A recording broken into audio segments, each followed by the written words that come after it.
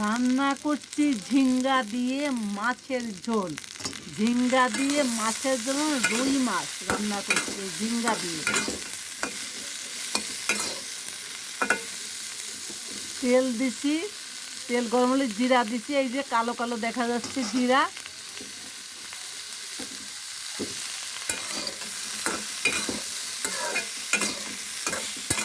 ঝিঙ্গা দিয়ে রুই মাছ।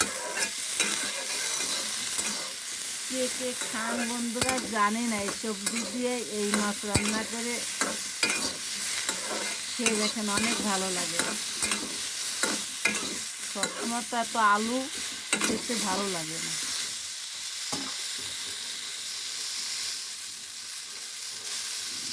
ঝিঙ্গা বলে, ঝিঙ্গা।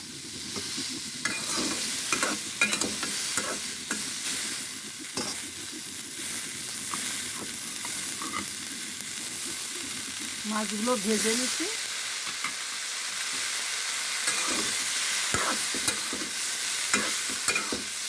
ঝিঙ্গাগুলো একটু কষিয়ে নিলাম, ভেজে নিলাম।